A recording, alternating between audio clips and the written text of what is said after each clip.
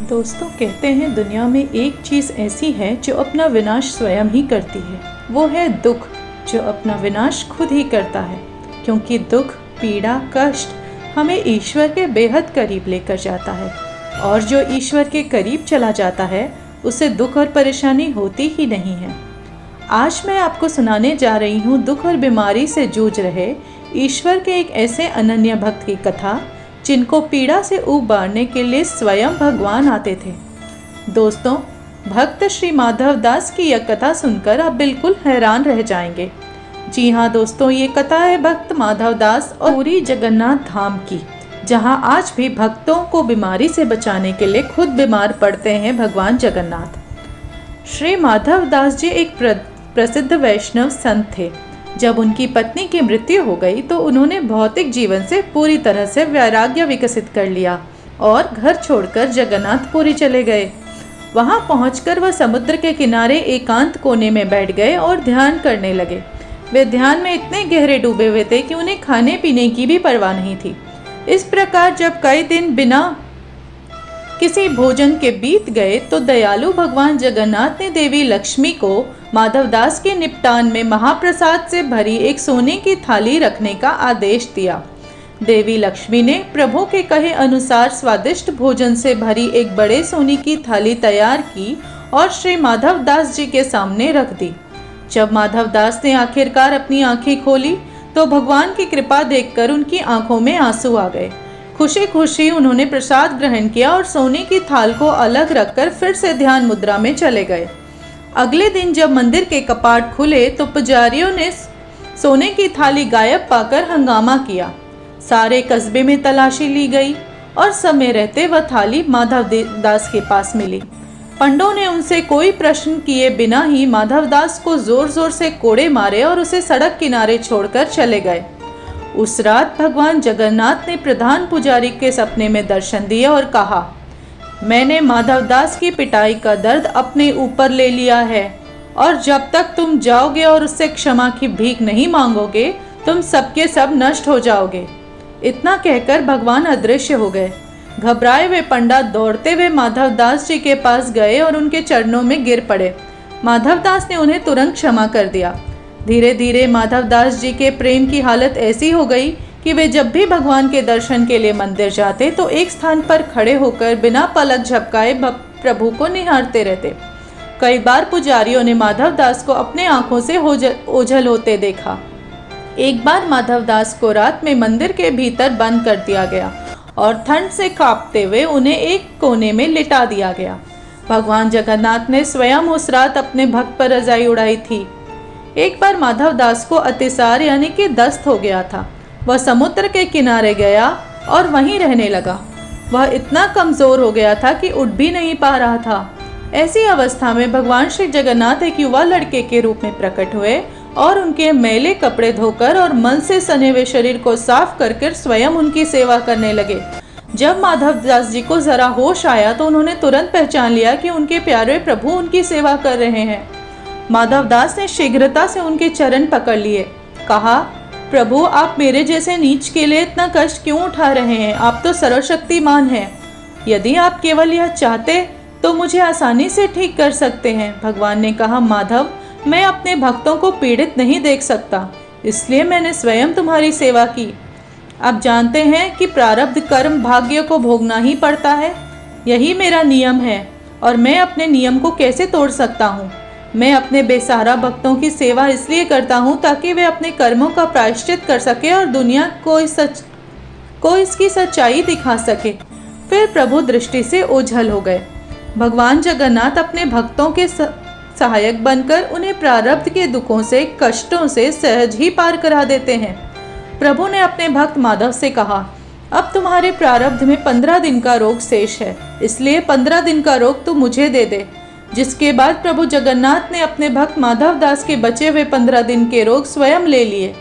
इन चमत्कारी घटनाओं से लोग अचंभित रह गए। अब माधवदास की कीर्ति चारों ओर फैलने लगी। लोगों की भीड़ माधवदास के पास इकट्ठी होने लगी और उन्हें अपनी प्रार्थनाओं में बिठाने लगे। सच्चे भक्त के लिए भौतिक संसार में खींचे जाने से बुरा कुछ नहीं है।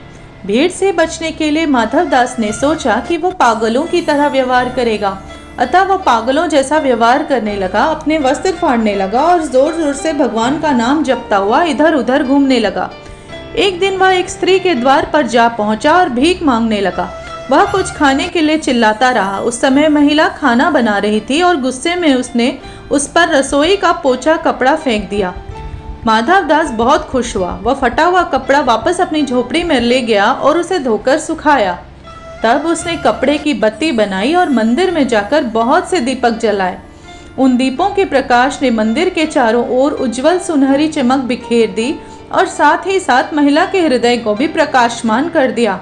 उसने हृदय परिवर्तन का अनुभव किया और अगले दिन जब माधवदास उसके द्वार पर प्रकट हुए तो उसने आदर पूर्वक उसे कुछ भिक्षा दी।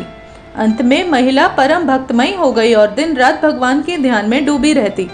दूसरी बार एक प्रसिद्ध विद्वान जो तर्क और वाद विवाद में अपना पांडित्य के लिए जाना जाता था, जगन्नाथपुरी आया।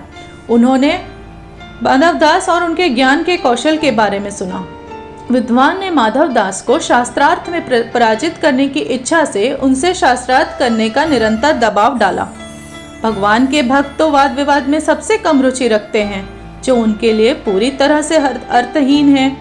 माधवदास ने विनम्रता पूर्वक बार बार मना किया, लेकिन पंडित नहीं माने। अंत में माधवदास ने एक पत्र पर हस्ताक्षर किया जिसमें लिखा था, माधवदास आर्य और पंडित जी जीते। आसान जीत से प्रसन्न होकर पंडित तुरंत काशी के लिए रवाना हो गए। वहां अन्य विद्वानों को एकत्रित करके वहां अपनी विजय का वर्णन करने लगे और सबको अपनी विजय का प्रमाण पत्र दिखाया। पंडितों ने देखा तो उस पर लिखा था, पंडित हारे माधव जीते। वे उस पर हंसे और चले गए। अब पंडित आग बबूला हो गया और तुरंत जगन्नाथपुरी लौट गया। वहां उन्होंने माधवदास का सामना किया और उन्हें गाली देकर चुनौती देते हुए कहा, इस बार हारने वाले का मुंह काला कर दिया जाएगा और उसे गधे पर शहर भर में घूमना होगा, जो उसके घोर अपमान का संकेत है। अवसर पाकर भगवान जगन्नाथ ने माधवदास का रूप धारण किया और विद्वान के साथ शास्त्रार्थ करने बैठ गए। पंडित के साथ खिलवाड़ करने के बाद भगवान ने उसे सबके सामने पूरी तरह से हरा दिया।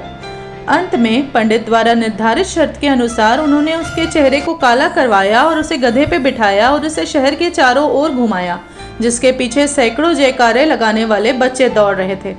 अब माधवदास को स्थिति का पता चला तो वो वहां दौड़कर आया और भगवान के पैर पकड़ लिया और उनसे पंडित को क्षमा करने की विनती की।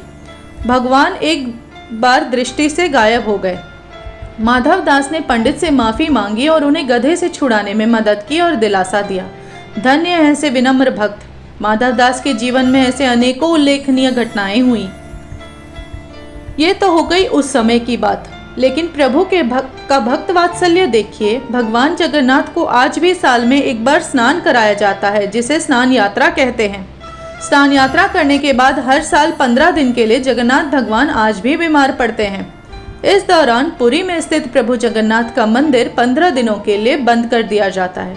इस दौरान प्रभु की रसोई भी बंद कर दी जाती है, जो वैसे तो कभी बंद नहीं होती। भगवान की इस अवस्था के दौरान उन्हें 56 भोग नहीं खिलाया जाता। इस समय उन्हें 15 दिनों तक सिर्फ आयुर्वेदिक काढ़े का भोग लगाया जाता है। जगन्नाथ धाम मंदिर में तो भगवान की बीमारी की जांच करने के लिए हर दिन वैद्य भी आते हैं। काढ़े के अलावा प्रभु को फलों का रस दिया जाता है और रोजाना शीतल लेप लगाया जाता है। बीमारी के दौरान उन्हें फलों का रस, छेने का भोग और रात में सोने से पहले मीठा दूध अर्पित किया जाता है। भगवान जगन्नाथ बीमार होने के बाद 15 दिनों तक आराम करते हैं। आराम के लिए 15 दिनों तक मंदिरों के कपाट भी बंद कर दिए जाते हैं और उनकी सेवा की जाती है ताकि वे जल्द से जल्द ठीक हो जाएं। जिस दिन वे पूरी तरह से ठीक हो जाते हैं उसी दिन प्रभु जगन्नाथ की यात्रा निकाली जाती है। इस दौरान भगवान जगन्नाथ के दर्शन पाने के लिए वहां असंख्य भक्त उमड़ते हैं। मान्यताओं के मुताबिक भगवान जगन्नाथ अपने भक्तों को बीमारी से बचाने के लिए हर साल खुद बीमार पड़ते हैं, ताकि भक्तों के दुख दर्द व पीड़ा वे अपने ऊपर ले सकें। सर्वोच्च भगवान अपने आत्मसमर्पण करने वाले भक्तों के लिए बेहद देखभाल करने वाले और चौकस हैं। भक्त भगवान की महिमा करना चाहते हैं और भगवान अपने भक्त की महिमा करना चाहते हैं। भगवान और उनके भक्त के बीच की प्रेम के आदान प्रदान की प्रकृति ऐसी होती है जो अंतहीन चलती है।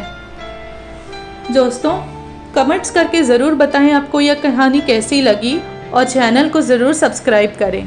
जय जगन्नाथ प्रभु की जय। श्री राधे राधे मेरे दोस्तों।